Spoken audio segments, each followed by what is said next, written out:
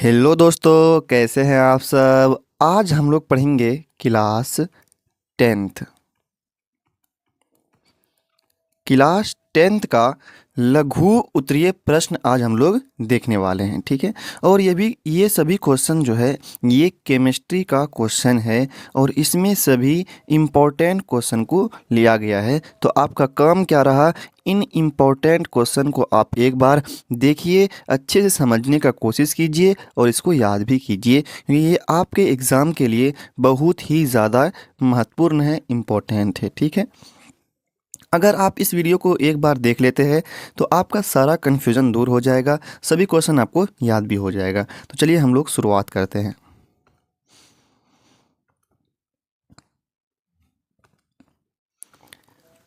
देखिए, question number 27 है। इससे पहले हम आपको 1 से लेकर के 26 प्रश्न बता चुके थे, वो सभी भी महत्वपूर्ण प्रश्न थे। अगर आप उनको देखना चाहते हैं तो आप वीडियो को देख सकते हैं, इससे पहले मिल जाएगा वीडियो आपको, या प्लेलिस्ट में भी आप वहाँ से उन वीडियो को देख सकते हैं। तो आज हम लोग शुरुआत करेंगे 27 नंबर क्वेश्चन से। क्वेश्चन कह रहा है, ऐसी धातुओं का उदाहरण दीजिए जो, आपसे धातु के बारे में पूछा गया है और सवाल यहाँ पे लिखा हुआ है। यहाँ पे इस क्वेश्चन में 4 प्रश्न हैं। यहाँ पे पहला प्रश्न देखिए क्या कह रहा है आपको, पहला हुआ ये, और ये क्वेश्चन दूसरा, और नीचे में 3, और ये रहा आपका चौथा प्रश्न। तो इस सवाल में 4 क्वेश्चन है और ये 4 क्वेश्चन ये ऑब्जेक्टिव टाइप का क्वेश्चन है, लेकिन ये लघु में पूछा गया है 2 नंबर में, और आपको इसमें 2 नंबर मिलेगा, मतलब प्रत्येक के लिए आधा आधा नंबर मिलेगा आपको। तो सबसे पहला प्रश्न कहता है, कमरे के ताप पर द्रव होता है, तो बताइए कि कमरे के ताप पर कौन द्रव होता है। कमरे के ताप पर कौन द्रव होता है, आपका काम रहा इसका आंसर बताइए, ठीक है। देखिए, आपको यहाँ पे कुछ दिखा रहे हैं हम, ये क्या है, ये द्रव अवस्था में पाया गया, ठीक है। ये वही धातु का बात हो रहा है जो आपसे पूछा गया है, कमरे के ताप पर द्रव होता है। आपको एक फिगर और दिखाते हैं हम। देखिए, यहाँ पे 2 फिगर आपको दिखाए, ये दोनों एक ही है। तो ये जो धातु है, ये इसका नाम है पारा। इसका नाम क्या है, पारा है, ठीक है। और ये क्या है, ये पारा कमरे के ताप पर द्रव होता है, लेकिन सभी धातु द्रव अवस्था में नहीं पाया जाता है। लेकिन पारा एक ऐसा धातु है जो कमरे के ताप पर क्या होता है, द्रव होता है। वैसे तो सभी धातु ठोस अवस्था में पाए जाते हैं, लेकिन ये एक तत्व ऐसा है पारा जो कमरे के ताप पर द्रव अवस्था में पाया जाता है। तो आपका आंसर क्या रहा, इसका आंसर रहा पारा। इसका आंसर क्या हो गया, पारा हो गया, ठीक है। तो इसका आंसर लिख देंगे हम यहाँ पे पारा। इसको हम लोग मरकरी भी बोलते हैं इंग्लिश में। तो इस सवाल नंबर 1 का आंसर रहा पारा। अब आते हैं सवाल नंबर दूसरे पे। कहता है, चाकू से आसानी से काटा जा सकता है। देखिए, एक धातु ऐसा भी होता है जिसको आप चाकू से आसानी से काट सकते हैं। दिखाते हैं आपको किस धातु को आप चाकू से आसानी से काट सकते हैं। यहाँ पे देखिए, इस फिगर में आपको दिखाया गया है, ये चाकू रहा, ये चाकू है, ठीक है। और चाकू से इस धातु को, ये धातु है, ठीक है, ये धातु है, इस धातु को काटा जा रहा है। तो बताइए कौन सा धातु हो सकता है जिसको आप चाकू से आसानी से काट सकते हैं। तो इसका सही आंसर क्या होगा, आपको बताना है। सोचिए आप, इसका सही आंसर क्या होने वाला है, ठीक है। तो चाकू से आप किसको काट सकते हैं आसानी से, तो उसका नाम क्या है, सोडियम। उसका नाम क्या है, सोडियम नाम है। तो इसका सही आंसर क्या हो जाएगा, सोडियम, ठीक है। ऑब्जेक्टिव में भी ये क्वेश्चन आते हैं, ठीक है। अगला सवाल है सवाल नंबर 3। देखिए, उष्मा का सबसे अच्छा चालक होता है। उष्मा का सबसे अच्छा चालक कौन होता है। और एक बात याद रखिएगा, उष्मा का जो सबसे अच्छा चालक होता है ना, उसका नाम जो है वो विद्युत का भी सबसे अच्छा चालक होता है। तो उसका नाम बताइए क्या है। आपको हम पहले फिगर दिखा देते हैं, ठीक है। देखिए, ये फिगर आ गया, बताइए पहचानिए ये कौन सा धातु है, ठीक है।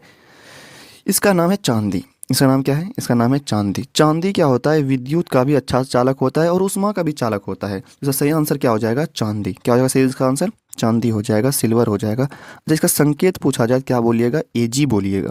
क्या बोलिएगा, Ag। और उसी तरह आपसे अगर सोडियम का पूछ ले तो क्या बोलेंगे हम लोग, Na बोलेंगे। Na मतलब सोडियम। और मरकरी का पूछ ले, पारा का पूछ ले, तो संकेत बोलेंगे हम लोग Hg होता है। कितना होता है, मतलब क्या होता है, Hg होता है, ठीक है। तो उष्मा का सबसे अच्छा चालक कौन होता है? वो होता है चांदी। और विद्युत का भी याद रखिएगा, विद्युत का भी चांदी होता है।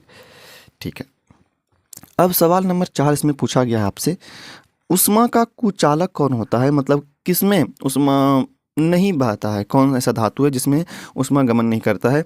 तो उसका नाम क्या है? उसका नाम बताना है आपको। ठीक है, देखिए यहाँ पे आपको एक फ़ोटो लगा दिए, यही एक ऐसा, यही जो धातु है ये उष्मा का कुचालक होता है। इसका नाम क्या है? इसका नाम है लेड।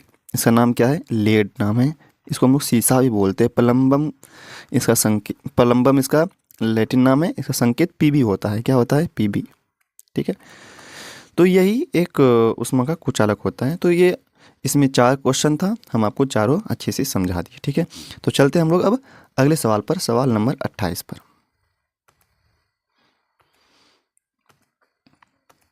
देखिए सवाल नंबर 28 क्या कहता है? मिश्र धातु किसे कहते हैं? दो मिश्र धातुओं के नाम एवं उपयोग लिखें। आपको बताना है कि मिश्र धातु किसे कहते हैं। तो आपको हम अच्छे से समझाते हैं। देखिए यहाँ पे आपको एक फिगर दिया गया है, इसका नाम है पीतल।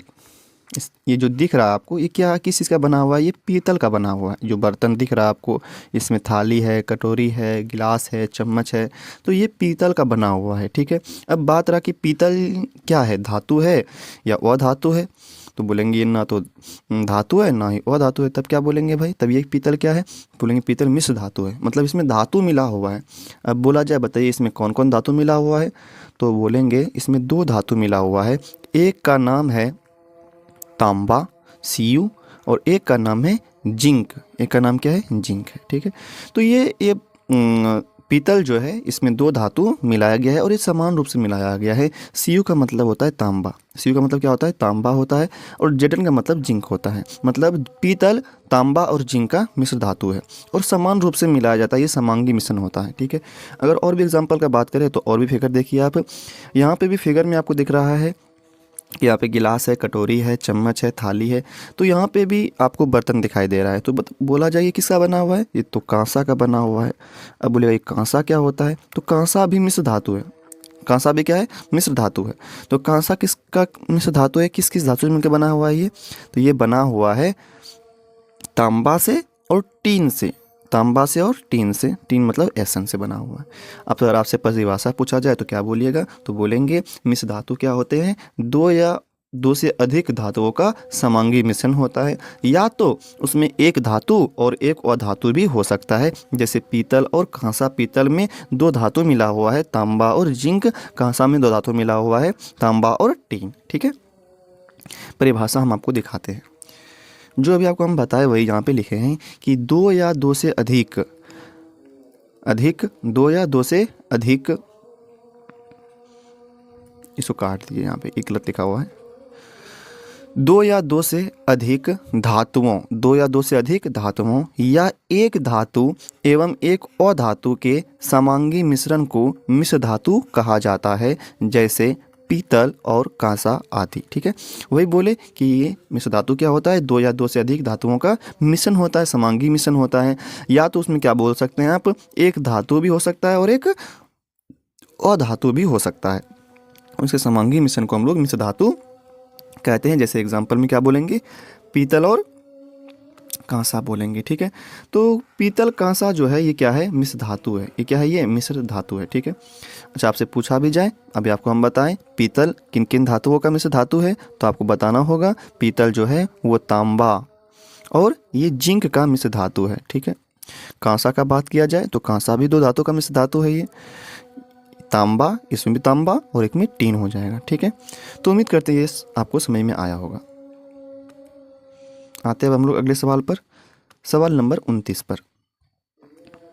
देखिए सवाल नंबर 29 क्या कह रहा है, और ये सभी क्वेश्चन इंपॉर्टेंट है, ये सभी एग्जाम में पूछा हुआ है। इससे पहले भी जो सवाल आपको दिखाए हम 28 नंबर 27 नंबर, वो सभी सवाल पूछे हुए एग्जाम में। ठीक है, ध्वनिक किसे कहते हैं? ध्वनिक किसे कहते हैं, ये सवाल आपसे पूछा जा रहा है। ये सभी सवाल 2 नंबर में पूछे जाते हैं। ठीक है, आपको अच्छे समझाते हैं। कभी आप मंदिर का घंटा देखें, घंटा, मंदिर का घंटा हो या स्कूल की घंटी हो, स्कूल की घंटी भी आपको अगर देखे होंगे तो आपको याद होगा कि स्कूल घंटी में अगर हथौड़ी से चोट मारते हैं ना, टन टन का आवाज़ आता है। कैसा आवाज़ आता है?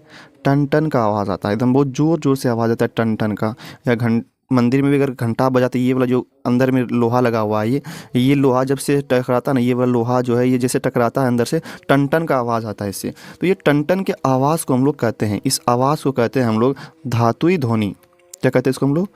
धातुई ध्वनि कहते हैं, धातुई ध्वनि कहते हैं। और इन धातु को क्या कहते हैं हम लोग? ध्वनिक कहते हैं। ठीक है, इसी बात को हम यहाँ पे लिखे हैं, दिखाते हैं आपको। देखिए क्या लिखे हैं? जब धातु किसी कठोर सतह से टकराती है तो उनसे एक विशेष प्रकार की ध्वनि निकलती है। लेकिन टन टन का आवाज़ आता है उससे, आता कि नहीं आता है? आता है। तो उसी ध्वनि को हम लोग क्या कहते हैं? धातुई ध्वनि कहते हैं। और इस प्रकार की ध्वनि, इस प्रकार की धातु क्या कहलाती है? ध्वनि कहलाती है। जैसे स्कूल के घंटी से निकलने वाले ध्वनि इसका उदाहरण है। ठीक है, तो ये इसका आंसर है। हम लोग क्या करेंगे? लिख देंगे इसका आंसर भी। ठीक है, तो उम्मीद करते हैं ये भी समझ में आया होगा आपको।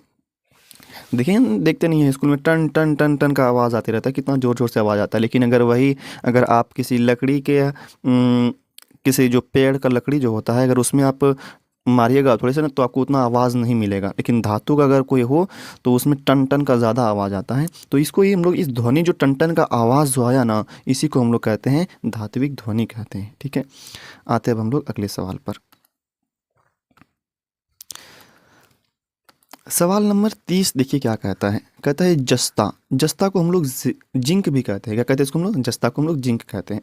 कि दो अयस्कों के नाम भी लिखना है एवं सूत्र को लिखें। ठीक है, तो दो अयस्कों का नाम लिखना है आपको।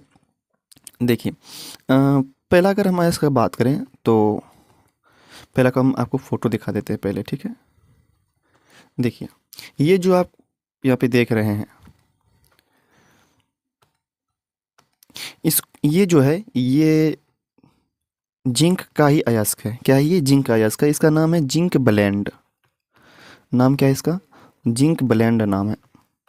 अगर आपसे इसका फॉर्मूला पूछ लिया जाए तो बोलेंगे हम लोग ZnS, ZnS होता है। ठीक है, अगर दूसरा का बात किया जाए, दूसरा भी अयस्क जो है ये जिंक का ही अयस्क है। इसका नाम है कैलेमाइन, कैलामाइन, कैलामाइन नाम है इसका। ठीक है,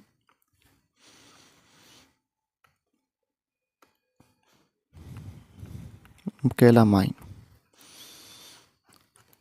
ये फॉर्मूला अगर बात किया जाए इसका फॉर्मूला का, तो ZnCO3 होता है। ठीक है, तो आपसे क्या पूछा गया?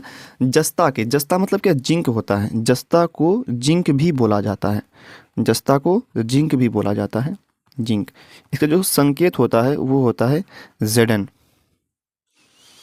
क्या होता है? Zn। और इसका परमाणु संख्या का बात करें तो होता है 30 होता है। कितना होता है? 30। इसका अगर परमाणु संख्या बात करें तो 30 होता है। जिंक का कितना होता है? 30। ठीक है, तो यहाँ पे आपसे जस्ता के दो अयस्कों का नाम एवं सूत्र पूछा गया था। तो पहला का नाम क्या बोलेंगे हम लोग? पहला का नाम है जिंक ब्लेंड। पहला का नाम क्या है? जिंक ब्लेंड नाम है। और दूसरे का नाम क्या है? कैलामाइन नाम है। ठीक है, ये दूसरा हो गया आपको। तो यहाँ पे दोनों का लिखे भी है हम, आप देख सकते हैं। पहला का नाम क्या है? देखिए यहाँ पे जिंक ब्लेंड नाम आ गया और फॉर्मूला क्या होता है? ZnS। ठीक है, और दूसरा का नाम क्या है? Calamine, ZnCO3। तो याद रखिएगा इसको। आते अब हम लोग अगले सवाल पर। ये सवाल पूछा गया था एग्जाम में, ये सवाल इंपॉर्टेंट है। ये मैं सोचिएगा कि ये सवाल पूछा नहीं गया था, ये सवाल पूछा हुआ है। इसमें जितना भी क्वेश्चन है ना, सभी इंपॉर्टेंट क्वेश्चन ही लिया गया है इसमें। ठीक है, तो ये सभी इंपॉर्टेंट है, सभी PYQ है, सभी एग्जाम में पूछा हुआ क्वेश्चन है। उसी को हम लोग डिस्कस करेंगे, क्योंकि हम लोग जो पढ़े हैं और जो पूछता है उसको भी ध्यान रखना है ना, क्या पढ़े हैं और कैसा क्वेश्चन पूछता है, ये आपको पता होना चाहिए। ठीक है, आते अब हम लोग अगले सवाल पर। सवाल नंबर 31 देखिए क्या कहता है। सवाल नंबर 31 ये भी पूछा गया, ये तो बहुत बार पूछा गया है, इम्पोर्टेंट बहुत ज़्यादा है ये सब क्वेश्चन। आघातवर्ध्य तथा तन्य का अर्थ बताइए। आघातवर्ध तथा तन्य का अर्थ बताइए। देखिए आघातवर्ध का मतलब क्या होता है? आघातवर्ध का मतलब क्या होता है आपको इस फिगर समझ में आ जाएगा। अगर कोई ये धातु है, कोई क्या, ये अगर धातु है, धातु है, ठीक है, अगर धातु को अगर आप हथौड़े से पीटिएगा, हथौड़े से, या हथौड़ा है आपका, हथौड़ा से अगर आप पीटिएगा धातु को, तो आप इससे क्या कर सकते हैं? चादर बना सकते हैं, पतला से पतला चादर बना सकते हैं। तो यही गुण क्या कहलाता है? आघातवर्ध्यता कहलाता है। क्या कहलाता है? आघातवर्ध्यता कहलाता है। और धातु क्या होते हैं? आघातवर्धी होते हैं। अगर आप धातु को हथौड़े से पीटिएगा तो ये पतला चादर बन जाएगा इस तरह से। तो यही गुण क्या कहलाता है? आघातवर्ध्यता कहलाता है। और धातु क्या होते हैं? आघातवर्धी होते हैं। ठीक है। अगर हम तन्य का बात करें, ठीक है, आप क्या कर सकते हैं? धातु को तान करके आप पतला से पतला तार बना सकते हैं। इस गुण को हम लोग तन्यता कहते हैं। और धातु क्या होते हैं? तन्य भी होते हैं। यहाँ पे देखिए ना, मतलब कि ये धातु था पहले, ये क्या था? धातु था। और इसको हम लोग खींचे और खींच क्या कर दिए? इससे हम लोग पतला तार बना दिए। क्या बना दिए? तार बना दिए। अच्छा बताइए, धातु को तार बना दिए तो ये गुण क्या कहलाएगा? तन्यता का गुण कहलाएगा। कौन सा गुण कहलाएगा? ये तन्यता का गुण कहलाएगा। तन्यता का गुण कहलाएगा। और धातु क्या होते हैं? तन्य होते हैं। अच्छा पूछा जाए, बताइए क्या लकड़ी तन्य होते हैं? अगर ये लकड़ी जो आप दिख रहा है हथौड़ी में, ये लकड़ी लगा हुआ है, क्या इसको तन्यगत पतला तार बनेगा? या आपके घर में जो लाठी है, लाठी क्या इसमें तन्यता का गुण होगा? लाठी को अगर तन्य का क्या पतला तार बना सकते हैं? नहीं बना सकते। लेकिन अच्छा एल्युमिनियम पूछा जाए, एल्युमिनियम, हाँ भाई एल्युमिनियम का तो हम लोग तार देखे भी है, घर में उपयोग भी करते हैं। तांबा का तार, हाँ भाई तांबा का तार भी देखते हैं हम लोग, घर में उपयोग भी करते हैं। तो तांबा भी क्या है? तन्य है। एल्युमिनियम भी तन्य है। सभी धातु क्या होते हैं? तन्य होते हैं। ठीक है। और इस गुण को हम लोग तन्यता कहते हैं। ठीक है। आते इसके परिभाषा पे। अभी आपको क्या बताया? हम बताए कि अगर हथौड़ा से पीट कर धातु को पतला से पतला चादर बना सकते हैं तो ये गुण क्या कहलाता है? आघातवर्ता कहलाता है। इसी को परिभाषा बना के हम यहाँ पे लिखे भी है। ठीक है। कहता है कुछ धातु, पेन थोड़ा काला कर लेते हैं। ठीक, क्या कहता है? कुछ धातु को पीट कर उनके पतले से पतले चादर बनाए जाते हैं। इस गुणधर्म को आघातवर्ता कहते हैं। और धातु आघातवर्धी होते हैं। क्या होते हैं? धातु आघातवर्धी होते हैं। सबसे अधिक आघातवर्ध धातु का बात किया जाए तो उसका नाम है सोना। क्या नाम है उसका? नाम सोना है। एयू। एयू मतलब क्या हो गया? सोना हो गया। और उसके बाद बोलेंगे हम लोग चांदी। क्या बोलेंगे? चांदी बोलेंगे। एजी बोलेंगे। ठीक है। एजी मतलब चांदी हो गया। एजी मतलब क्या हो गया? चांदी। ठीक है। ये तो हो गया आघातवर्ध्यता। मतलब क्या? जिस धातु को अगर आप पीट करके पतले से पतले चादर बना सकते हैं वो गुण क्या कहलाता है? आघातवर्ता कहलाता है। और धातु क्या होते हैं? आघातवर्ध होते हैं। मतलब धातु को आप पीट करके पतला से पतला चादर बना सकते हैं। अगला तन्यता का क्या बात है भाई? धातु को खींच कर आप उनके पतले से पतले तार बना सकते हैं। धातुओं की उस गुणधर्म को तन्यता कहते हैं। और धातु क्या होते हैं? तन्य होते हैं। मतलब धातु को आप तान करके पतला से पतला तार बना सकते हैं। आपसे पूछा जाए, बताइए कौन ऐसा धातु है जो सबसे अधिक तन्य है? तो बोलेंगे सोना। क्या बोलेंगे? सोना। और 1 ग्राम सोना से, इतना तन्य धातु है सोना कि 1 ग्राम सोना से आप 2 किलोमीटर तक, देखिए यहाँ पे नंबर याद रखिए, 2 किलोमीटर तक पतला लंबा तार खींच सकते हैं। 2 किलोमीटर तक लंबा तार खींच सकते हैं। इतना तन्य धातु होता है ये। ठीक है। तो ये भी याद रखिएगा। आपसे पूछा जाए, बताइए कि सबसे अधिक तन्य धातु कौन है? तो क्या बोलिएगा? सोना। क्या बोलिएगा? सोना बोलिएगा। ठीक है। आप बोलिएगा कि सोना से कितना ग्राम, 1 ग्राम से कितना तार लंबा खींच सकते हैं? तो क्या बोलेंगे हम लोग? 2 किलोमीटर लंबा तार खींच सकते हैं। ठीक है। तो उम्मीद करते समझ में आया होगा आपको। आघातवर्ता मतलब क्या होता है? हथौड़े से पीट करके पतला से पतला चादर बना देना। और तन्यता का मतलब क्या होता है? तान करके उसका लंबा पतला तार बना देना। ठीक है। आते हैं हम लोग अगले सवाल पर। सवाल नंबर देखिए 32 क्या कहता है? देखिए सवाल नंबर 32, पेन बदल लेते हैं पहले, लाल।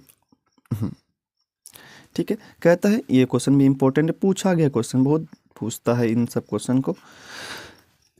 इसमें लिखा हुआ है संयोजकता। क्या लिखा हुआ है इसमें? संयोजकता से आप क्या समझते हैं? मैग्नीशियम की संयोजकता लिखें। देखिए आपको हम अच्छे समझाते हैं पहले, उसके बाद पहले आपको फिगर दिखाते हैं। ठीक है। देखिए ये मैग्नीशियम है। ठीक है। क्या ये मैग्नीशियम है? मैग्नीशियम की अगर हम बात करें, मैग्नीशियम तो इसका परमाणु संख्या 12 होता है। और पहला कक्षा में 2 इलेक्ट्रॉन घूमता है, दूसरा में 8, तीसरा में 2, तो 12 हो जाएगा आपका। 2 8 10, 10 2 12 हो जाएगा। ठीक है। अगर इसका इलेक्ट्रॉनिक विन्यास का अगर हम बात करें तो 1s2 2s2 2p6 3s2 होता है। ठीक है, मतलब क्या, इसके पहली कक्षा में 2 इलेक्ट्रॉन घूमेगा। तो देखिए यहाँ पे मैग्नीशियम है, ये नाभिक हो गया इसका, यहाँ पे प्रोटॉन और न्यूट्रॉन रहता है। और इसका पहला कक्षा जो ये वाला दिख रहा है आपको, इसमें यहाँ पे 2 इलेक्ट्रॉन घूमता हुआ दिखाई दे रहा है आपको। ये एक इलेक्ट्रॉन ये हो गया, लाल वाला यहाँ पे कलर कर दिए, और एक इलेक्ट्रॉन ये वाला हो गया, ये वाला। ठीक है, पहला में 2 घूम रहा है, पहला में कितना घूम रहा है, 2 घूम रहा है। ठीक है भाई, तो यही बात हुआ, पहला में 2 घूम रहा है। ठीक है, अगर हम दूसरा का बात करें तो आपको कलर से दिखाते हैं, अगले कलर से।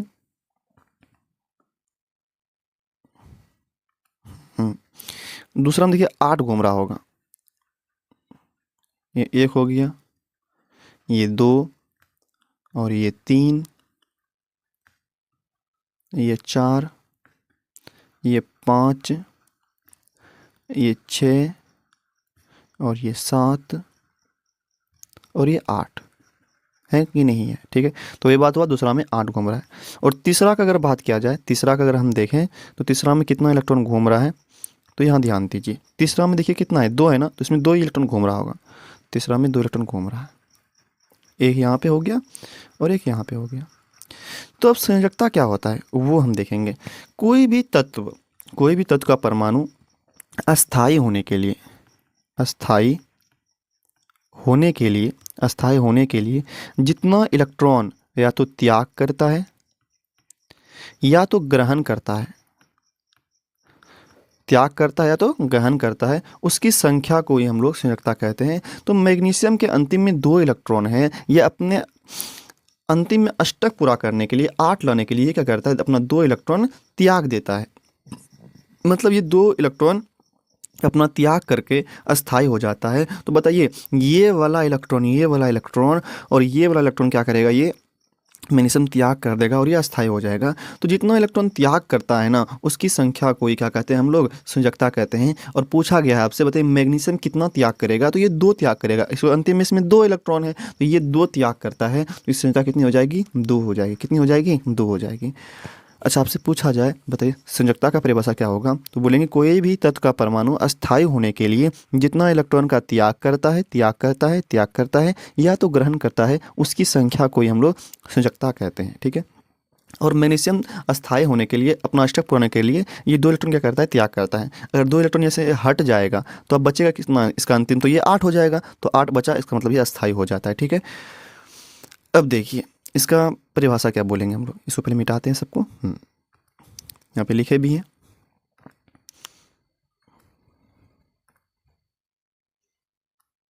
देखिए, किसी तत्व का परमाणु अस्थायी होने के लिए जितना इलेक्ट्रॉन त्याग या ग्रहण करती है उसे संयोजकता कहते हैं। जो भी आपको बताएं कि कोई भी तत्व का परमाणु अस्थायी होने के लिए जितना इलेक्ट्रॉन त्याग या ग्रहण करती है उसे संयोजकता कहते हैं। और मैग्नीशियम की चूंकि में अंतिम देखिए, ये 2 इलेक्ट्रॉन है, कितना इलेक्ट्रॉन है, ये 2 इलेक्ट्रॉन है, तो ये 2 इलेक्ट्रॉन का ये क्या करेगा, ये 2 इलेक्ट्रॉन त्याग करेगा। तो इसकी संयोजकता कितनी हो जाएगी, तो यहाँ पे हम लोग लिखेंगे भी कि मैग्नीशियम की संयोजकता 2 होगी। मैग्नीशियम की संयोजकता, मैग्नीशियम की संयोजकता 2। ठीक है, क्योंकि ये 2 इलेक्ट्रॉन त्याग करता है अस्थायी होने के लिए। ठीक है, तो आते हैं अब हम लोग अगले सवाल पर। देखिए सवाल नंबर अगला क्या कहता है, समझते हैं हम लोग अच्छे से। सवाल नंबर 33 बहुत ही इंपॉर्टेंट क्वेश्चन है ये। क्या कहता है, एल्यूमिनियम अत्यंत अभिक्रियाशील धातु है। हाँ, ये तो सच ही है, एल्यूमिनियम क्या है, अधिक अभिक्रियाशील धातु है। फिर भी इसका उपयोग खाना बनाने वाले बर्तन बनाने में किया जाता है, कारण बताइए। देखिए बोला गया है कि अल्युमिनियम जो है, हम पढ़े हैं अधिक अभिक्रियाशील धातु है। हाँ, इसमें तो सच्चाई है भाई, लेकिन फिर भी इसका इस्तेमाल हम लोग खाना बनाने वाले बर्तन में क्यों करते हैं। अगर अभिक्रियाशील है तो नहीं करना चाहिए था, तो क्यों करते हैं फिर भी हम लोग अल्युमिनियम का ही। ठीक है, देखिए इसका रीज़न क्या है, आपको पहले हम एल्यूमिनियम का बर्तन दिखाते हैं। ये रहा आपका एल्यूमिनियम का बर्तन। देखिए होता क्या है, अगर समान ताप रहे, समान अगर है, नॉर्मल सब कुछ है जिसमें हम लोग रहते हैं, तो वहाँ पे क्या करता है, ये एल्यूमिनियम का बर्तन ऑक्सीजन से अभिक्रिया कर लेता है। क्या करता है? ऑक्सीजन से अभिक्रिया, O2 से अभिक्रिया कर लेता है और अल्युमिनियम की सतह पर क्या बन जाता है? ऑक्साइड का परत बन जाता है। क्या बन जाता है ये? ऑक्साइड का परत बन जाता है अल्युमिनियम के बर्तन के ऊपर। इस पे क्या बन जाता है? अल्युमिनियम पर ऑक्साइड का क्या बन जाता है? परत बन जाता है। क्या बन जाता है? परत बन जाता है। ठीक है। और एक बार ये परत बन गया ना, तो अब ये परत क्या करता है? अब फिर से ऑक्सीजन से अभिक्रिया करने से रोकता है। मतलब क्या? पहले ये अधिक अभिक्रियाशील धातु था, तो ये ऑक्सीजन से अभिक्रिया करके क्या कर लिया? ऑक्साइड का परत बना लिया। अब ये ऑक्साइड का परत ये क्या करता है? ऑक्साइड का परत क्या करता है? दोबारा से ऑक्सीजन से अभिक्रिया करने से रोकता है। मतलब क्या? अब इसका अभिक्रियाशील क्या हो गया? घट गया। मतलब दोबारा से अभिक्रिया करने से क्या करता है? ये ऑक्साइड का परत रोकता है। मतलब ये ऑक्सीकृत होने नहीं देता है। मतलब अब कम अभिक्रियाशील हो गया। पहले अभिक्रियाशील था, तो ये ऑक्सीजन से अभिक्रिया करके ऑक्साइड का परत बना लिया, और एक बार ये परत अगर बन गया ना, तो ये दोबारा से क्या करता है? बनाने, इस ऑक्सीजन से अभिक्रिया करने नहीं देता है। अगर नहीं देगा तो ये कम विक्रियाशील हो गया, और कम विक्रियाशील हो गया तो इसका उपयोग हम लोग खाना बनाने वाले बर्तन में कर सकते हैं। ठीक है, यही इसका रीजन है। तो ठीक है, इसका आंसर हम लिख दिए हैं। देखिए क्या कहता है? एल्यूमिनियम धातु की सतह पर सामान्य ताप पर क्या होता है? ऑक्साइड की परत जम जाती है, जम जाती है। ठीक है, मतलब क्या? जो समान ताप है उस पर क्या होता है? ऑक्सीजन क्या करता है? अभिक्रिया कर लेता है एल्युमिनियम से और ऑक्साइड का परत बना लेता है। लेकिन ये अब ऑक्साइड जो बन गया, ये पुनः ऑक्सीकरण से, मतलब ऑक्सीकरण मतलब क्या होता है? उपचयन होता है, मतलब ऑक्सीजन से अभिक्रिया।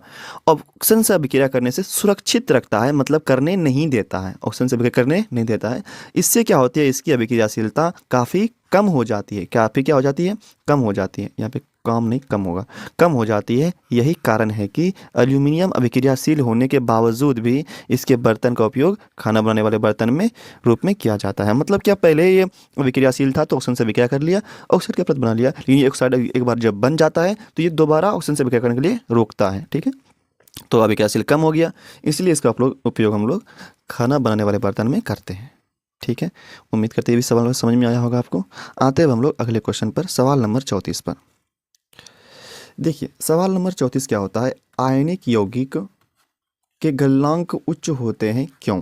ये आपको बताना है कि आयनिक यौगिक जो भी होता है, आयनिक यौगिक का मतलब क्या है? जिसमें आयन बनता है, मतलब NaCl का अगर बात करें तो ये एक आयनिक यौगिक है। ये कैसा है? आयनिक यौगिक है। इसमें अगर ये टूटता है Na+ और Cl- में टूटता है, Na+ Cl- में।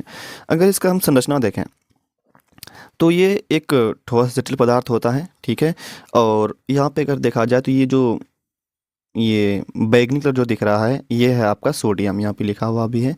ये बैगनी कलर क्या है? आपका सोडियम है। और ये हरा कलर क्या है? ये आपका ये क्लोरीन है।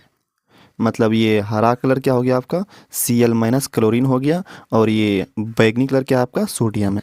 अगर आप इसके बीच का अगर आप गैप देखें तो ये बहुत सटा हुआ है। क्या है? बहुत। अगर यहाँ पे अगर आप गैप देखें तो ये बहुत सटा हुआ है। ठीक है, इसका मतलब क्या होता है? सटा हुआ है। क्यों सटा हुआ है? क्योंकि इसके बीच का जो ये आणविक आकर्षण बल है, आणविक आकर्षण बल जो होता है, अंतरा आणविक आकर्षण बल, इंटरमोलिकुलर अट्रैक्शन फोर्स। ठीक है, आकर्षण बल क्या होता है? बहुत ही ज़्यादा होता है। क्या होता है? बहुत ज़्यादा होता है, जिससे क्या होता है? ये बहुत ज़्यादा कठोर होता है, इसको आप तोड़ नहीं सकते। अगर इसको आप तोड़ना हो ना, तो बहुत ज़्यादा ऊर्जा की ज़रूरत पड़ेगी। अगर इसको आप तोड़ना हो, ऊर्जा क्या लिख दी है? बहुत ज़्यादा ऊर्जा की आपको आवश्यकता पड़ेगी। तो बहुत ज़्यादा आवश्यकता पड़ेगी तभी ये टूटेगा, वैसे ये नहीं टूटने वाला, क्योंकि इसका जो आणविक आकर्षण बल जो होता है वो बहुत ही ज़्यादा होता है, बहुत ही कठोर, बहुत ही मजबूती से जुड़ा रहता है। आप इसको आसानी से आप इसको तोड़ नहीं सकते। इस बल को इसको आप अलग नहीं कर सकते Na+ और Cl- को। इसलिए क्या होते हैं? ये जटिल होते हैं। बस समझ में आया? मतलब क्या? ये अगर इसका संरचना है, लेकिन कितना सटा सटा हुआ है, ये बहुत ज़्यादा क्लोज है एक दूसरे से। क्यों क्लोज है? क्योंकि इसके बीच के इसके जो अणु हैं सोडियम और क्लोरीन के, ये बहुत एक दूसरे से सटे हुए हैं। इसके बीच में बहुत ही ज़्यादा आकर्षण बल कार्य करता है, जिसको तोड़ना बहुत ही ज़्यादा मुश्किल है। मतलब उसमें बहुत ऊर्जा की आवश्यकता होगी। इसीलिए क्या होते हैं? इसके गलनांक उच्च होते हैं। ठीक है, इसी को हम भाषा बना के यहाँ पे लिख भी दिए हैं। ठीक है, देखिए क्या लिखे हैं कि आयनिक यौगिक ठोस अवस्था में पाए जाते हैं। इनमें अंतरा आणविक आकर्षण बल काफ़ी मजबूत होते हैं, अतः इस बल को तोड़ने के लिए अधिक ऊर्जा की आवश्यकता होती है। यही कारण है कि आयनिक यौगिकों के गलनांक काफ़ी उच्च होते हैं, मतलब ये बहुत ज़्यादा सटा होता है, इसको आप आसानी से तोड़ नहीं सकते हैं। लेकिन अगर बाकी का बात करें, जो आयनिक यौगिक नहीं होता है उसमें क्या होता है, ये थोड़ा दूर दूर में रहता है, तो उसके बीच में कम आकर्षण बल कार्य करता है अणु के बीच में, तो उसको आप आसानी से तोड़ सकते हैं। तो वो क्या होता है, वो उच्च नहीं होगा उसका गलनांक, उसका तब निम्न गलनांक हो जाएगा। ठीक है, आते हैं हम लोग अगले सवाल पर। सवाल नंबर 35। देखिए सवाल नंबर 35 क्या कहता है, इंपॉर्टेंट सवाल है ये। संयोजी इलेक्ट्रॉन क्या है? सोडियम परमाणु में स्थित संयोजी इलेक्ट्रॉन की संख्या लिखें। ठीक है, संयोजी इलेक्ट्रॉन पूछा गया है आपसे। ठीक है, आपको हम बताते हैं, एग्जाम्पल से समझाते हैं। ठीक है, देखिए संयोजी इलेक्ट्रॉन क्या होता है। अगर ये किसी परमाणु का नाभिक है, हम चेक कर लेते हैं, देखते हैं यहाँ पे पहला में 2 इलेक्ट्रॉन घूम रहा है, पहला में 2 है, दूसरा में कितना घूम रहा है, यहाँ पे 1 2 3 हो गया, 3 2 5 5 2 7, मतलब दूसरा में 7 है। तो पहला में 2 इलेक्ट्रॉन, दूसरा में 7 इलेक्ट्रॉन है, तो ये किसका हो जाएगा, ये फ्लोरीन का हो जाएगा, क्योंकि फ्लोरीन में ही 9 इलेक्ट्रॉन होता है। ठीक है भाई, अब हम बात करें अगर, ठीक है, तो अंतिम में कितना इलेक्ट्रॉन आपको दिखाई दे रहा है, 7 दिखाई दे रहा है। तो अंतिम में जितना इलेक्ट्रॉन रहता है, अंतिम कक्षा में जितना इलेक्ट्रॉन मौजूद रहेगा, उसी को हम लोग कहते हैं वैलेंस इलेक्ट्रॉन। वैलेंस इलेक्ट्रॉन कहते हैं, हिंदी में इसको हम लोग संयोजी इलेक्ट्रॉन कहते हैं। क्या कहते हैं, संयोजी इलेक्ट्रॉन कहते हैं। मतलब किसी परमाणु के अंतिम कक्षा में या बाहरी कक्षा में उपस्थित इलेक्ट्रॉन की संख्या को संयोजी इलेक्ट्रॉन कहा जाता है। मतलब ये फ्लोरीन जो देख रहे हैं आप, इसके अंतिम में 7 इलेक्ट्रॉन है, इसका मतलब इसका संयोजी इलेक्ट्रॉन की संख्या 7 होगी। ठीक है, इसमें 7 संयोजी इलेक्ट्रॉन है। आपसे पूछा किसका है, आपसे पूछा है सोडियम परमाणु का। तो सोडियम का अगर हम बात करें, Na का बात करें, इसमें का परमाणु संख्या 11 होता है। अगर इसका हम बात करें कक्षा में इलेक्ट्रॉन की संख्या, तो पहले में 2 जाएगा, दूसरा में 8 जाएगा, तीसरा में 1 जाएगा। तो ये हुआ बाहरी कक्षा इसका, ये क्या हुआ, बाहरी कक्षा हुआ। तो बाहरी कक्षा का अगर देखा जाए, बाहरी कक्षा का अगर देखा जाए, तो बाहरी कक्षा ये हुआ, अंतिम तीसरा कक्षा ये हुआ। तो इसमें कितना इलेक्ट्रॉन है, 1 इलेक्ट्रॉन है, तो यही एक क्या कहलाएगा, संयोजी इलेक्ट्रॉन कहलाएगा। तो बताइए, आपसे क्वेश्चन में पूछा गया है सोडियम परमाणु में, ये सोडियम परमाणु में स्थित संयोजी इलेक्ट्रॉन की संख्या लिखें, कितना देखें आप, तो 1 देखें, कितना देखें, 1 देखें। तो ये आपके सवाल का सही आंसर हो जाएगा। ठीक है, यहाँ देखिए सोडियम यहाँ पे रंगाया गया है 1 से, पहला में तो 2 घूमता है, दूसरा में 8 घूमता है, तीसरा में 1, ये लाल जो दिख रहा है यही क्या है, आपका संयोजी इलेक्ट्रॉन है।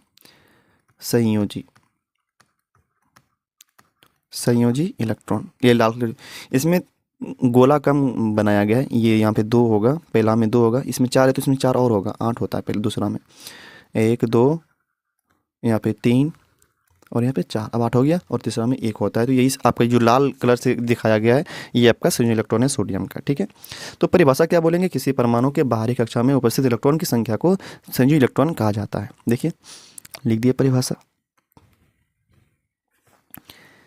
किसी तत्व के परमाणु के बाहरी कक्षा में उपस्थित इलेक्ट्रॉन की संख्या को संयोजी इलेक्ट्रॉन कहते हैं। ठीक है, और आपसे सवाल में पूछा भी गया था कि सोडियम का बताइए, किसका बताइए, सोडियम का। तो क्या बोलना है आपको कि सोडियम का जो संयोजी इलेक्ट्रॉन होता है कितना होता है, 1 होता है, क्योंकि इसके अंतिम में 1 इलेक्ट्रॉन होता है। 2 8 1 का अगर बात करें तो अंतिम में 1 होता है, तो वही संयोजी इलेक्ट्रॉन हो जाएगा इसका। ठीक है, आते हैं अगले सवाल पर। सवाल नंबर देखिए 36, सवाल नंबर 36 क्या कहता है, काफ़ी इंपॉर्टेंट सवाल है, ये पूछा भी जाता है एग्जाम में बार बार, इसको भी आपको ध्यान में रखना है। ठीक है, कहता है सोडियम को केरोसिन तेल में डुबाकर रखा जाता है, क्यों। सोडियम को केरोसिन तेल में डुबा के रखा जाता है, क्यों। देखिए सिंपल रीजन है, अगर पानी में रखते हैं ना तो ये विस्फोट कर जाता है, क्या कर जाता है, विस्फोट कर। देखिए यहाँ पे जलने लगा, ये जला कि नहीं जला, कितना एकदम खतरनाक तरह से पानी में डालने से क्या हो गया, ये विस्फोट कर गया। इसका देखिए हालत देखिए इसका कैसा हो गया, इतना बड़ा बोलता है कि बम फूट गया है, ऐसा महसूस हो रहा है। ठीक है, तो ये सोडियम को ही फेंका गया है, और अगर फिगर दिखाना चाहे पानी में तो ये देखिए जल रहा है, जल रहा है कि नहीं जल रहा है। और अगर हवा में भी अगर आप छोड़ देते हैं इसको, तो यहाँ वहाँ भी क्या होता है, ये आग पकड़ लेता है। हवा में भी क्या होता है, ये आग पकड़ लेता है, हवा में भी हवा में आग पकड़ लेता है। अगर आप इसको पानी में डालते हैं तो ये विस्फोट के साथ जलने लगता है, इसीलिए इसको केरोसिन तेल में डुबा कर रखते हैं। तो इसका सही आंसर क्या हो जाएगा? क्योंकि सोडियम अधिक अभिक्रियाशील धातु होता है। क्या होता है? अधिक अभिक्रियाशील धातु होता है। इसे खुले वातावरण में छोड़ देने से इसमें आग पकड़ लेता है, और यदि पानी में डुबा के रखा जाए तो यह विस्फोट कर जाता है। इसीलिए सोडियम को, इसीलिए यहाँ पे Na को, सोडियम को किरोसिन तेल में डुबा के रखा जाता है। किरोसिन तेल में डुबा के रखा जाता है। ठीक है। सोडियम अधिक अभिक्रियाशील धातु है, इसीलिए जल्दी अभिक्रिया कर लेता है। हवा से अगर अभिक्रिया करेगा तो उसमें आग पकड़ लेता है। पानी में डालेंगे तो पानी से अभिक्रिया कर लेगा, तो वहाँ भी क्या हो जाएगा? विस्फोट के कर जाता है। देखिए ना कितना एकदम खतरनाक ये जला है। यहाँ देखिए, पानी में डालने से जलने लगा, ये पानी में ही डाले तो जलने लगा। तो इसीलिए इसको क्या कहा जाता है? केरोसिन तेल में डुबा के रखा जाता है। ठीक है। तो यहाँ पे क्या बोलेंगे? क्योंकि सोडियम अधिक अभिक्रियाशील धातु है, इसे खुले वातावरण में छोड़ देने पर इसमें आग पकड़ लेता है, और यदि इसे पानी में डुबा के रखा जाए तो ये विस्फोट कर जाता है। इसलिए सोडियम को केरोसिन तेल में डुबा के रखा जाता है। ठीक है। तो उम्मीद करते हैं भी सवाल समझ में आया होगा आपको। आते हैं अगले सवाल पर, सवाल नंबर 37 पर। देखिए सवाल नंबर 37 क्या है? ये तो ऑब्जेक्टिव में भी पूछा जाता है। एक्वारेजिया के बारे में अगर बात करें तो ये ऑब्जेक्टिव में भी क्वेश्चन आता है यहाँ से, एक्वारेजिया। ठीक है। इसको हम लोग रॉयल वाटर भी कहते हैं। एक्वारेजिया पूछा जाए बनता कैसे है? एक्वारेजिया बनता है दो अम्ल का ये मिश्रण है। एक्वारेजिया पहली बात क्या है? ये मिश्रण है। किसका मिश्रण है? दो अम्ल का। किसका मिश्रण है? ये दो अम्ल का। एक का नाम है हाइड्रोक्लोरिक अम्ल, और एक का नाम है नाइट्रिक अम्ल। इसका नाम क्या है? हाइड्रोक्लोरिक अम्ल, HCl, HNO3 मतलब नाइट्रिक अम्ल। ठीक है। और इसको मिलाया किस अनुपात में जाता है? 3:1 में मिलाया जाता है। 3:1 में, मतलब हाइड्रोक्लोरिक अम्ल 3 होगा। ठीक है। नाइट्रिक अम्ल 1 अनुपात होगा। कहने का मतलब ये है कि अगर आप हाइड्रोक्लोरिक अम्ल 300 ग्राम ले रहे हैं, 300 ग्राम ले रहे हैं, तो आपको नाइट्रिक अम्ल 100 ग्राम लेना होगा। ये होगा 3:1 का मतलब। ठीक है। और इसका खासियत क्या है? अगर एक्वारेजिया का बात करें ना, तो ये क्या करता है? ये सोना को भी गला देता है। सोना को भी गला देगा, ये सोना को भी पिघला देता है। अगर आपको हम दिखाएं, देखिए यहाँ पे गोल्ड रखा हुआ है। क्या रखा हुआ है यहाँ पे? गोल्ड। गोल्ड को एक्वारेजिया, यही एक्वारेजिया है। यहाँ पे दो अम्ल का ये मिश्रण है। ये क्या है आपका? एक्वारेजिया। एक्वारेजिया है। ठीक है। और इसमें गोल्ड रखा गया ना, गोल्ड को भी क्या करता है? ये पिघला देता है। ठीक है। यहाँ पे लिखा हुआ है एक्वारेजिया, यहाँ पे थोड़ा अनुपात उल्टा कर दिया है, यहाँ पे 1 होगा। ठीक है। नाइट्रिक अम्ल 1 अनुपात होता है, हाइड्रोक्लोरिक अम्ल 3 अनुपात होता है। थोड़ा यहाँ पे मिस्टेक हो गया है इसमें। ठीक है। यहाँ पे भी हाइड्रोक्लोरिक अम्ल 3 होगा, यहाँ पे 1 होगा। ठीक है। इसको ध्यान में रखिएगा। हाइड्रोक्लोरिक अम्ल 300 और ये नाइट्रिक अम्ल 100 होगा। तो ये क्या करता है? ये सोना को भी क्या करता है? पिघला देता है। प्लेटिनम को पिघला देता है। ये इसको हम लोग रॉयल वाटर भी कहते हैं। क्या कहते हैं इसको हम लोग? एक्वारेजिया को रॉयल वाटर। एक्वारेजिया का अगर बात करें, इसको रॉयल वाटर भी कहा जाता है। एक्वारेजिया क्या है भाई? ये मिश्रण है, दो अम्ल का मिश्रण है। एक का नाम क्या है? एक का नाम है HCl और एक का नाम है HNO3। और ऑब्जेक्टिव में पूछता है क्या है? ऑब्जेक्टिव में पूछता है कि कितना अनुपात में मिलाया जाता है। तो हाइड्रोक्लोरिक अम्ल 3 अनुपात में, नाइट्रिक अम्ल 1 अनुपात में। ये इसका सही आंसर है। ठीक है। और ये सोना को भी क्या करेगा? पिघला देगा। वैसे अगर देखा जाए ना, हाइड्रोक्लोरिक अम्ल सोना को नहीं पिघला सकता, नाइट्रिक अम्ल सोना को नहीं पिघला सकता। लेकिन अगर एक्वारेजिया, अगर ये दोनों को मिला दे हम 3:1 में, एक्वारेजिया अगर ये बन जाए, दोनों अम्ल मिलाकर एक्वारेजिया बना दे हम, तो ये क्या करता है? सोना को भी पिघला देता है। मतलब बहुत खतरनाक बन जाता है। देखिए क्या कहता है? जब सांद्र मतलब कंसंट्रेटेड सांद्र हाइड्रोक्लोरिक अम्ल एवं सांद्र नाइट्रिक अम्ल, सांद्र मतलब क्या होता है? जिसमें क्या हो? अम्ल की मात्रा ज़्यादा हो, और एक होता है तनु, जिसमें अपेक्षाकृत क्या हो? अम्ल कम हो। तो सांद्र हाइड्रोक्लोरिक अम्ल एवं सांद्र नाइट्रिक अम्ल को 3:1 में मिलाया जाता है, तब एक्वारेजिया बनता है। यह गोल्ड तथा प्लेटिनम को भी आसानी से गला सकता है। देखिए, तो एक्वारेजिया किसका मिश्रण है? ये हाइड्रोक्लोरिक अम्ल और नाइट्रिक अम्ल का ये मिश्रण है। इसको 3:1 में मिलाया जाता है, तो ये एक्वारेजिया बन जाता है। और ये क्या करता है? प्लेटिनम को, गोल्ड को भी आसानी से गला सकता है। ठीक है, आते हैं सवाल नंबर 38 पर। देखिए क्या कहता है सवाल नंबर 38, ये तो पूछा जाता है भाई, इसमें देखिए सभी क्वेश्चन में पूछा गया है, इसीलिए आप इसको ध्यान से देखिएगा और कम करिएगा कि इसको नोट भी कर लीजिएगा।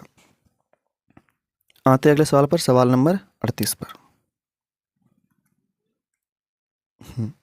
देखिए क्या कहता है सवाल नंबर 38, दो भौतिक गुणों के आधार पर धातु और अधातु में अंतर स्पष्ट करें।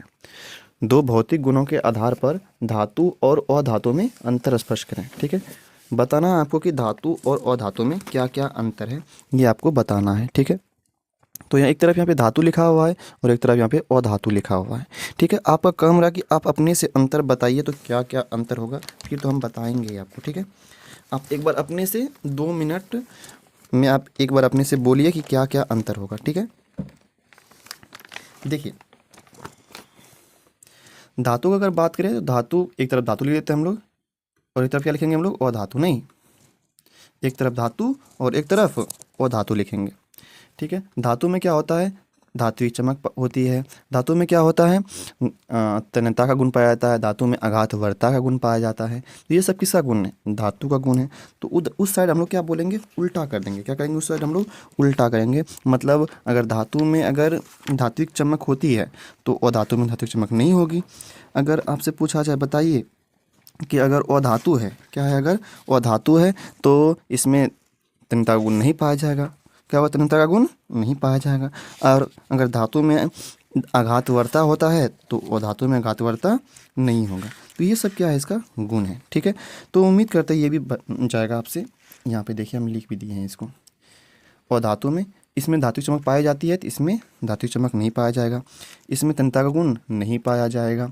फिर क्या होगा, इसमें आघातवर्ता का गुण भी नहीं पाया जाएगा। तो ये क्वेश्चन भी इंपॉर्टेंट है, पूछा गया क्वेश्चन है। ठीक है, तो इसको भी आपको क्या करिएगा, ध्यान में रखिएगा एक बार।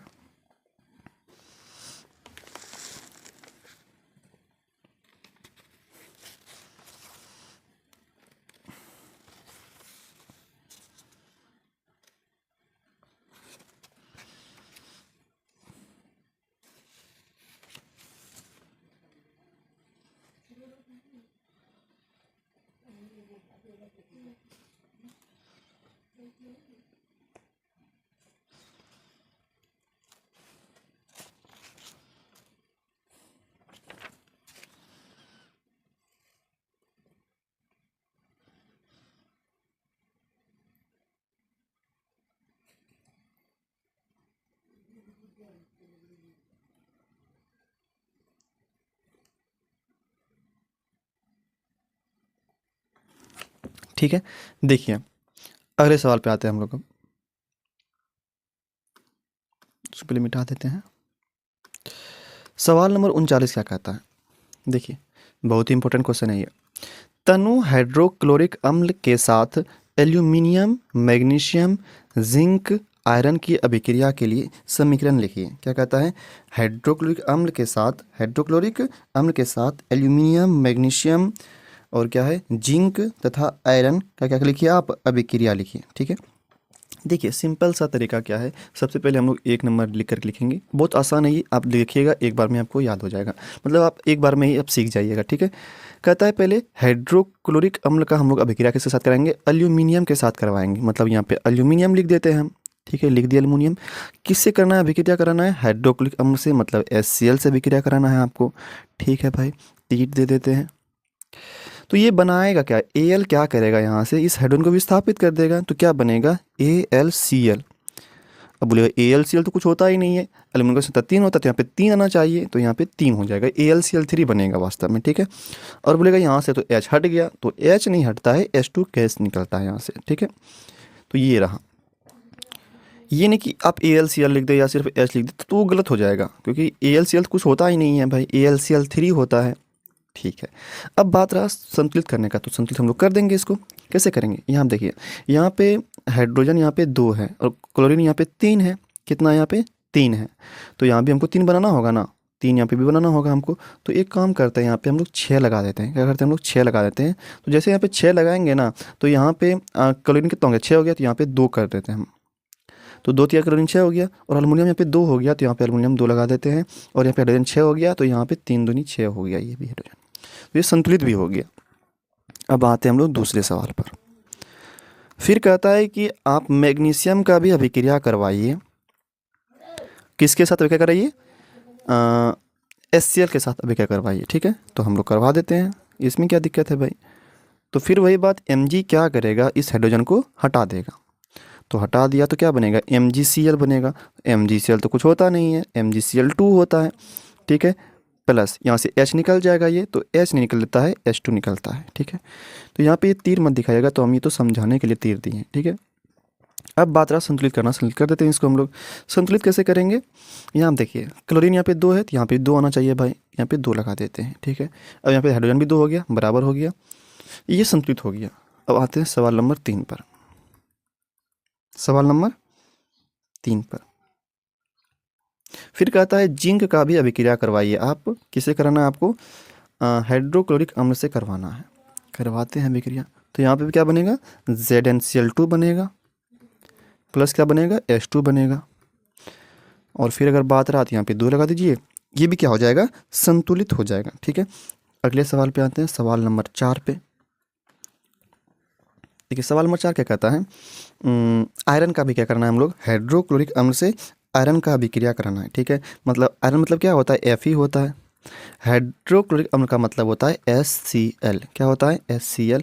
जब ये अभिक्रिया करेगा तो क्या बनाएगा, FeCl3 बनाएगा। FeCl नहीं बनाएगा, ये हाइड्रोजन अभिक्रिया कर हटा देगा, तो यहाँ पे FeCl3 बनाता है, क्या बनाता है, FeCl3 बनाता है, प्लस यहाँ से हाइड्रोजन गैस भी निकलेगा।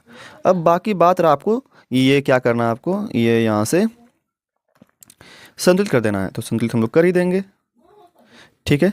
संतुलित कर देंगे, क्या हो जाएगा। अब देखिए यहाँ पे क्लोरीन 3 है, तो यहाँ पे 3, तो यहाँ पे अगर 3 लगा दें हम, तो यहाँ पे हाइड्रोजन भी 3 हो जाएगा, फिर यहाँ तो बराबर होगा नहीं, यहाँ पे 6 हो जाएगा। तो यहाँ पे हम क्या करते हैं, 6 से गुना करते हैं, ठीक है। तो यहाँ पे 3 से गुना करना होगा तब ना हाइड्रोजन 6 होगा, और यहाँ पे हाइड्रोजन 6 हो गया। क्लोरीन यहाँ पे 6 हो गया, तो यहाँ पे हम 2 से गुना कर देते हैं, और यहाँ पे से 2 से गुना किए, तो यहाँ पे Fe में भी 2 से करना होगा, ठीक है। तो ये आपका क्या हो गया, संतुलित भी हो गया, ठीक है।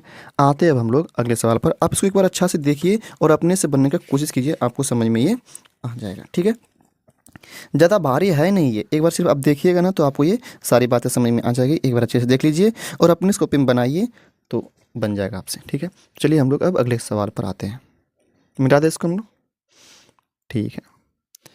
देखिए अगला सवाल भी क्या है, अभिक्रिया करने वाला ही है। अगला सवाल भी क्या है, अभिक्रिया करने वाला है। तो आपका काम क्या रहा, एक बार इसको अपने से बनने का कोशिश कीजिए।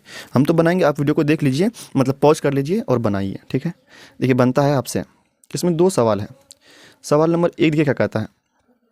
सवाल नंबर 1 कहता है भाप के साथ आयरन। भाप के साथ मतलब क्या, भाप मतलब क्या होता है, जल होता है। तो आयरन करना है अभिक्रिया, मतलब Fe करेगा अभिक्रिया, जल के साथ करेगा, मतलब H2O के साथ करेगा अभिक्रिया ये, ठीक है। तो ये क्या बनाता है, ये अगर ये अभिक्रिया करेगा तो ये बनाएगा Fe3O4। क्या बनाता है ये, Fe3O4। एक बार अच्छा से लिख देते हैं इसको, Fe3O4 बनाएगा ये। क्या बनाएगा ये, Fe3O4। यहाँ पे 3 है ये, ठीक है, Fe3O4। और साथ ही साथ क्या कर देगा ये हाइड्रोजन गैस भी मुक्त करेगा। क्या करेगा, ये हाइड्रोजन गैस भी मुक्त करेगा, ठीक है। अब बात रहा इसको संतुलित करना, तो संतुलित हमको करना होगा। यहाँ देखिए यहाँ पे 3 Fe है, तो यहाँ भी 3 लगाना होगा, तो यहाँ पे 3 लगा देते हैं, 3 Fe हो गया भाई। अब बात रहा कि यहाँ पे और क्या किया जाए, तो यहाँ पे हाइड्रोजन भी है, तो यहाँ पे 2 है, यहाँ पे भी तो 2 है। ऑक्सीजन की अगर बात करें, यहाँ पे 4 है, तो यहाँ पे अगर हम 4 कर दें, तो यहाँ पे 4 ऑक्सीजन यहाँ पे भी हो गया, यहाँ भी ऑक्सीजन हो गया। लेकिन हाइड्रोजन यहाँ पे 8 हो गया ना, 4 दूनी 8 हो गया, तो यहाँ पे भी आपको 4 लगाना होगा, ठीक है। तो अब ये क्या हो गया, ये संतुलित भी हो गया। ये क्या हो गया, अब संतुलित भी हो गया, ठीक है। अब सवाल नंबर दूसरा का अगर हम बात करें, तो सवाल नंबर 2 में देखिए कहता है जल के साथ कैल्शियम भी अभिक्रिया करेगा, और जल के साथ आपका पोटेशियम भी अभिक्रिया करेगा। तो जल के साथ अगर कैल्शियम अभिक्रिया कर रहा है, मतलब Ca कर रहा है, इसमें 2 सवाल है। सवाल नंबर 1 लिख देते हैं और फिर बी लिखेंगे, ठीक है। कहता है पहले सवाल में क्या कहता है, कैल्शियम जो है वो जल के साथ अभिक्रिया करेगा। क्या ऐसे कैल्शियम हम लिख दिए, अच्छा से लिखते हैं, ठीक है।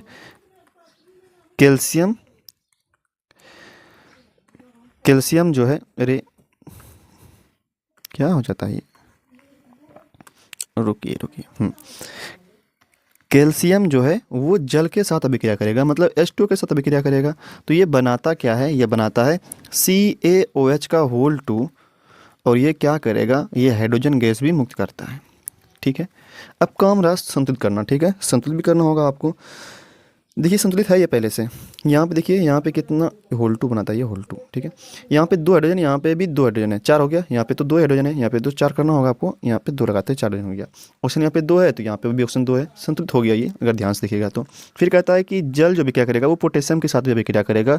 मतलब पोटेशियम मतलब K, और जल मतलब क्या होता है, H2O होता है। ठीक है, तो ये अभिक्रिया करेगा तो क्या बनाता है, ये पोटेशियम हाइड्रोक्साइड बनाता है, और साथ ही साथ ये हाइड्रोजन गैस को भी क्या करता है, ये मुक्त करता है। ठीक है, और ना इसमें उष्मा भी निकलता है। क्या निकलता है, उष्मा भी निकलता है। ठीक है, अगर लिखना चाहे तो उष्मा भी लिख देंगे, कोई बात नहीं, नहीं लिखिएगा तो कोई दिक्कत नहीं है। अब यहाँ पे संतुलित करने का बात रहा, तो यहाँ पे तो संतुलित हमको लग ही रहा है। यहाँ पे भी ऑप्शन 1 है, यहाँ पे भी 1 है। अगर आप संतुलित करना चाहें तो कर नहीं, यहाँ देखिए तो हाइड्रोजन यहाँ पे इधर इस साइड 3 हो गया ना, 2, और यहाँ पे 1 3, यहाँ पे 2 ही है। इसको हम 4 बना देते हैं। क्या करते हैं, इसको हम लोग 4 बना देते हैं। 4 बना दिए तो यहाँ भी 2 से गुना करेंगे, कितना हो जाएगा, इधर 2 हो जाएगा, इधर 2, 4 हो गया। पोटेशियम लेकिन 2 हो गया आपका, तो पोटेशियम यहाँ पे भी 2 कर देते हैं। ठीक है, तो ये आपका संतुलित भी हो गया। अब देखिए, अब ये सवाल आपका कंप्लीट हो गया। ये 2 नंबर में 2 सवाल था, यहाँ पे A और B कर दिए हम लोग। ठीक है, तो उम्मीद करते हैं ये सभी सवाल क्या होगा, आपको समझ में आया होगा।